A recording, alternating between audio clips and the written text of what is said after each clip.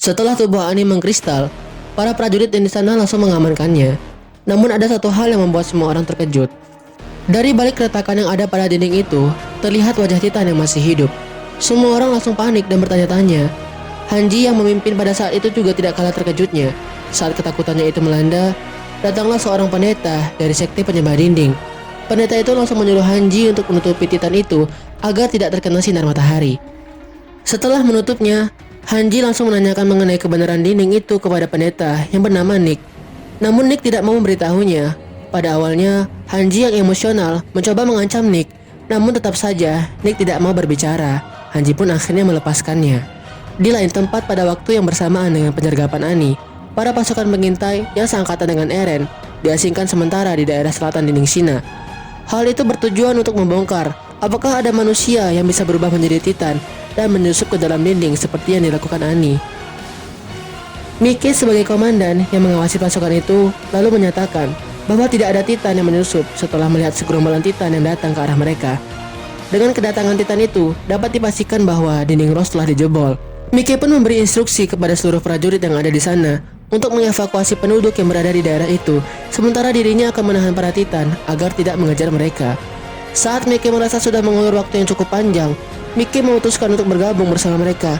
Namun dia berhadapan dengan sosok Titan yang berbulu lebat. Tidak hanya itu, Titan yang bernama Beast Titan ini dapat berbicara seperti layaknya manusia. その武器は何て言うんですか? Miki pun tewas karena Titan yang tersisa menghabisinya atas perintah Beast Titan. Setelah berita jebolnya dinding Rose, pasukan pengintai langsung bergerak untuk memeriksa keadaan dalam dinding Rose. Dalam misi itu, pendeta Nick juga ikut serta. Tujuannya adalah untuk memperlihatkan keadaan sebenarnya dari peperangan manusia melawan Titan. Hanji yang mempunyai ide itu berharap agar Nick terbuka pikirannya sehingga nanti dapat memberikan informasi mengenai kebenaran dinding. Adegan berganti. Pasukan pengintai membagi-bagi tugas untuk menyelidiki dinding yang jebol dan mengevakuasi penduduk. Rombongan yang dipandu oleh Connie telah tiba di kampung halamannya yang kebetulan dekat dengan kemunculan Titan. Alangkah terkejutnya mereka ketika melihat semua rumah warga telah hancur dan tak berpenghuni lagi. Keanehan pun mulai mereka rasakan ketika tak ada satupun mayat yang mereka temukan jika memang desa itu telah dihancurkan oleh Titan. Tak hanya itu, Connie yang cemas pun buru-buru menuju ke rumahnya. Namun rumahnya telah hancur berantakan dan di reruntuhan rumahnya itu, Connie melihat sosok Titan yang tak bisa bergerak. Mereka semua merasa aneh. Kenapa Titan yang tidak dapat bergerak itu bisa sampai di sana yang letaknya cukup jauh dari pertama kali kemunculan Titan di dekat dinding Shina. Saat hendak pergi, Connie merasa bahwa Titan itu telah berbicara kepadanya.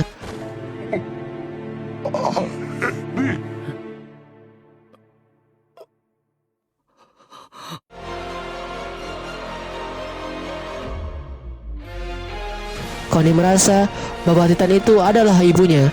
Namun Rainer mencoba mengalihkan perhatian Connie untuk tetap fokus pada misi yang sedang mereka jalankan. Semua pasukan yang ikut menyelidiki di mana letak dinding yang berhasil dijebol oleh Titan itu juga merasa aneh. Setelah melakukan penyisiran beberapa kali ke seluruh pelosok dinding, namun mereka tak menemukan letak dinding yang jebol itu. Setelah itu, mereka memutuskan untuk beristirahat malam itu di sebuah reruntuhan kastil yang tidak terlalu jauh dari dinding. Scene berganti. Pasukan Erwin bergegas menuju dinding Rose untuk melakukan penyelidikan. Adegan memperlihatkan sebuah kereta yang berisikan Hanji, Levi, Armin, Eren, dan pendeta Nick. Hanji dan Armin berspekulasi bahwa dinding yang selama ini telah melindungi mereka itu terbuat dari bahan yang sama dengan kristal yang ada pada tubuh Titan Ani. Setelah mengetahui itu, mereka mulai berencana untuk menutup lubang yang ada di dinding Maria. Hanji dan Armin juga berpendapat bahwa Eren dapat menggunakan kemampuan yang sama seperti yang dilakukan oleh Ani, sehingga nantinya kemampuan pengerasan kulit Titan Eren itu bisa dimanfaatkan untuk menutup lubang dinding Maria, dan mereka semua dapat pergi ke distrik Shiganshina untuk melihat rahasia kebenaran dinding yang disembunyikan Grisha Jaeger di ruang bawah tanah rumah mereka. Sebelum melanjutkan perjalanan, rombongan Erwin berhenti di distrik Ermihag yang berada di dinding Rose untuk memberikan bantuan kepada para penduduk. Saat itu juga, pendeta Nick telah melihat kenyataan yang kejam akibat jebolnya dinding yang selama ini disembah. Namun pendeta Nick yang telah bersumpah untuk tetap menjaga rahasia itu masih bungkam. Sebagai gantinya, pendeta Nick memberitahukan kepada Hanji dan yang lainnya mengenai seseorang yang mungkin mengetahui semua, yang bahkan dirinya dan para pengikutnya tidak mengetahui mengenai kebenaran dinding. Di saat yang bersamaan, datanglah Sasha yang ditugaskan untuk memberikan pesan kepada Hanji yang menyebabkan informasi nama itu tidak sampai ke penonton. Ada. Pendeta Nick mengatakan bahwa orang itu adalah anggota pasukan pengintai yang baru masuk, sama seperti Eren dan teman-temannya. Eren yang langsung paham itu langsung bergegas menyusul orang yang dimaksud, yang sekarang berada di reruntuhan kastil tua. Kemudian adegan memperlihatkan keadaan para anggota pasukan pengintai yang berada di kastil tua. Mereka sedang diserang oleh segerombolan Titan.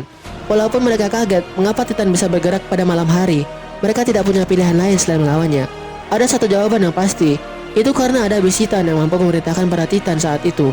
Namun mereka semua hanya menganggap Titan itu adalah Titan abnormal saja. Hanya Reiner dan Bertolt yang menunjukkan reaksi yang berlebihan dari yang lainnya.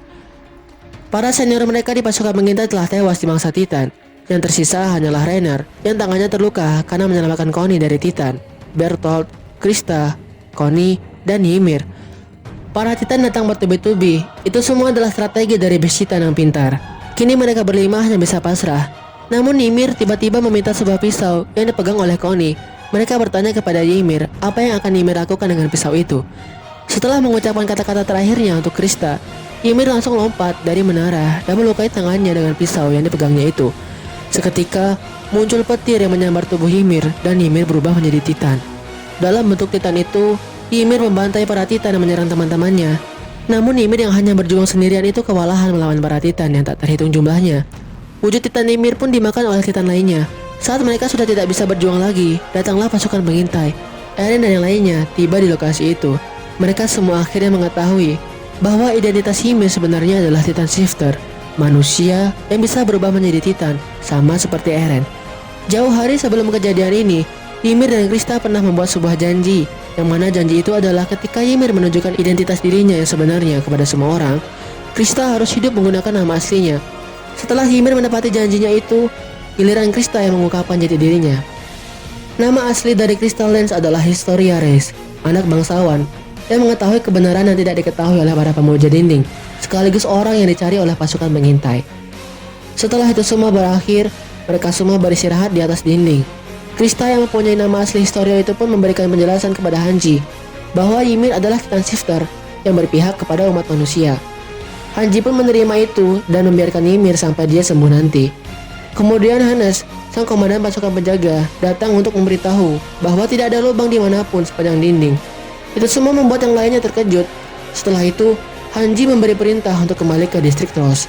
Saat semuanya sedang bersiap-siap, Eren yang berada di belakang rombongan itu dipanggil oleh Reiner. Reiner mengatakan hal yang mengejutkan dengan nada yang biasa saja.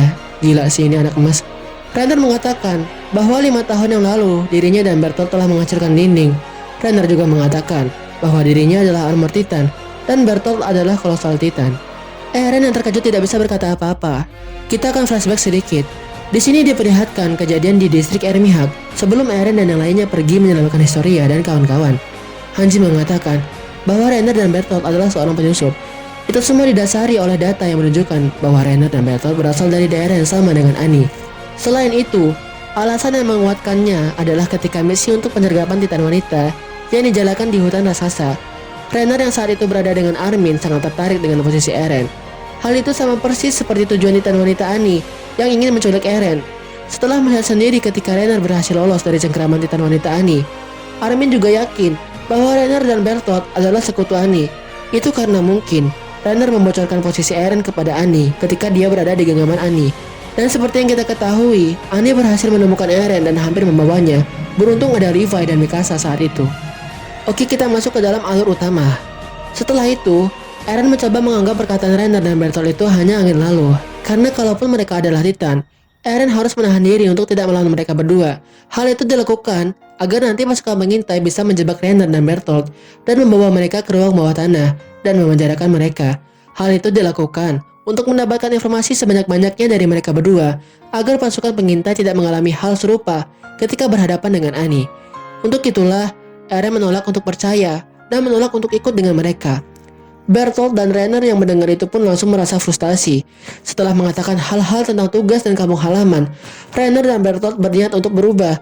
Namun Mikasa yang sigap langsung mencoba menebas leher mereka berdua.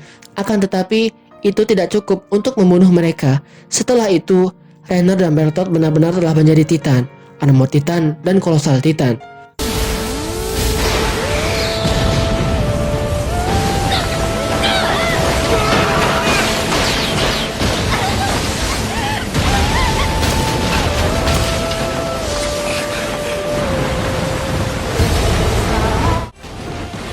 Armor Titan Rainer langsung mencengkeram Eren, sementara kolosal Titan Bertolt yang hanya setengah badan itu mengambil tubuh Ymir. Dalam genggaman Armor Titan Rainer itu, Eren mengingat kembali kenangan bersama kedua orang itu. Eren meneteskan air mata kecewa, lalu berteriak, kemudian Eren pun berubah menjadi Titan. Setelah itu, pertarungan antar Titan pun terjadi. Prajurit yang berada di sana membagi tugas menjadi dua. Yang pertama adalah prajurit untuk mengalahkan kolosal Titan, dan yang kedua, prajurit untuk membantu Eren melawan Rainer dalam bentuk Titannya. Eren pun bertarung dengan sangat sengit dengan Rainer. Armin memberitahu Eren bahwa tujuan Rainer dan Bertolt adalah untuk menculik Eren. Eren pun langsung mendekati dinding agar Rainer tidak mudah untuk membawanya. Eren berusaha sangat keras melawan Rainer. Dengan bantuan Mikasa, Eren hampir memutuskan leher armor Titannya Rainer. Akan tetapi, kolosal Titan Bertolt yang tadinya hanya diam di atas dinding, tiba-tiba menjatuhkan dirinya ketika Rainer berteriak. Tak hanya jatuh tanpa alasan, hal itu dilakukan Bertolt untuk mengalahkan Eren dan membawa Eren kabur. Rainer dan Bertolt pun berhasil kabur dengan membawa Eren yang sedang pingsan serta Ymir yang masih terluka berat. Hampir semua pasukan yang ada di sana pingsan karena terkena benturan dan uap panas kolosal Titan. Dan itu sudah lebih dari 5 jam sejak Eren dibawa pergi oleh Rainer dan Bertolt. Armin dan Mikasa yang sempat cemas dengan keadaan Eren itu diberi motivasi oleh Hannes, orang yang sudah mereka kenal sejak kecil. Selang beberapa lama, datanglah bala bantuan yang dipimpin oleh Erwin, dan mereka langsung berangkat untuk menyelamatkan Eren. Singkat cerita, akhirnya pasukan gabungan yang terdiri dari pasukan pengintai, kepolisian militer, dan pasukan penjaga dinding telah sampai ke hutan pohon raksasa, tempat Eren berada.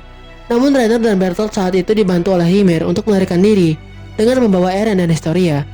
Sebelumnya memang Ymir memutuskan untuk membantu Rainer dan Bertolt setelah menerima hasutan dari Rainer yang berjanji akan menyelamatkan Historia dari perang yang tak berkesudahan itu. Ymir yang sangat menyukai Historia itu mau tidak mau mengiyakan ajakan Rainer untuk membantunya dengan syarat harus membawa Historia bersama mereka. Saat pasukan penyelamat Eren datang, Rainer pun melarikan diri dengan wujud Titannya bersama dengan Bertolt, Eren, Ymir, dan Historia. Singkat cerita, Erwin memancing para Titan yang lainnya untuk menyerang Titan Rainer, sehingga membuat Rainer sibuk melindungi Bertolt dan akhirnya membuat dia lengah untuk menjaga Eren. Dengan sedikit provokasi yang dilakukan oleh Armin, Erwin berhasil menyelamatkan Eren dengan tangannya yang telah putus karena digigit oleh Titan. Setelah itu, Erwin memerintahkan seluruh pasukan untuk mundur.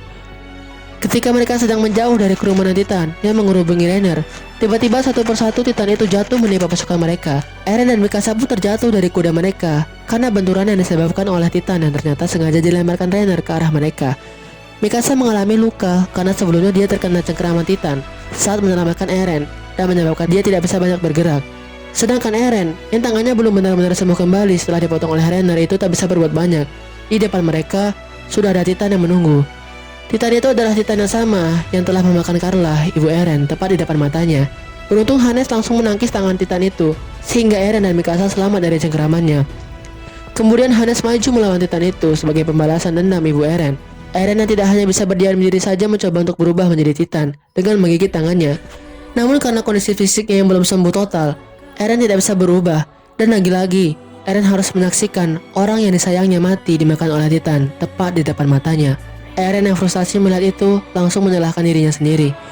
Mikasa yang berada di samping Eren itu menyangkal semua perkataan Eren yang menganggap bahwa dirinya tidak berguna. Bagi Mikasa, Eren adalah orang yang sangat berharga yang telah menyelamatkan hidupnya. Dan disinilah terjadi adegan yang sangat aku benci. Kenapa dasi Eren itu bego banget woi? Oke lanjut. Kata-kata Mikasa itu setidaknya mampu mengembalikan sedikit semangat Eren. Eren yang terbakar amarah dan bercampur dengan frustasi itu memukul tangan Titan pemakan ibunya dengan niat membunuh. Tiba-tiba, saat Eren melayangkan pukulan yang tak beralasan ke arah Titan yang bernama Smiling Titan itu, datanglah Titan lain yang langsung menerjangnya. Kemudian Titan yang lainnya juga datang untuk memakan Titan itu. Eren dan Mikasa langsung lari menjauh. Semua orang terkejut melihat itu. Hanya Ymir dan Rainer yang mengerti kenapa para Titan itu menyerang Titan lain setelah Eren bereaksi seperti itu. Saat di tengah pelariannya itu, Eren yang melihat Rainer dan Bertolt itu pun berteriak akan membunuh mereka. Seketika itu juga, Titan yang sedang sibuk memakan Smiling Titan itu beralih mengejar Rainer. Mereka semua pun pergi, meninggalkan Rainer, Bertolt, dan Ymir yang memilih untuk ikut bersama dengan kedua orang itu dan menyelamatkan mereka dari serangan para Titan daripada kembali ke dalam pasukan pengintai. Setelah semuanya selesai, mereka berhasil kembali ke dalam dinding. Setelah itu, adegan memperlihatkan Connie dan Hanji tengah memberikan laporan kepada Erwin yang kebetulan sedang bersama dengan Levi dan Pixis. Dalam laporan itu, Connie mengatakan bahwa Titan yang berada di dinding Rose itu berasal dari desanya. Para Titan itu tidak menjebol dinding. Titan-Titan itu pada awalnya adalah orang-orang yang tinggal di dalam dinding, sebelum kemudian berubah menjadi Titan. Hal itu berdasarkan apa yang dilihat oleh Connie sendiri ketika berkunjung ke desanya. Seperti yang sudah aku ceritain sebelumnya, waktu Connie datang ke desanya untuk mengevakuasi para warga, sekaligus menjenguk keluarganya, desa Connie telah hancur karena serangan Titan. Tapi nggak ada satupun korban jiwa, dan yang dilihat Connie adalah sosok Titan yang mirip banget dengan ibunya. Hal itulah yang menguatkan dugaan Hanji dan para peneliti Titan lainnya bahwa memang benar kenyataannya jika Titan itu adalah mantan manusia. Erwin yang mendengar itu merasa bahwa umat manusia sudah dekat dengan kebenaran yang akan menghancurkan dinding yang telah menyembunyikan kenyataan.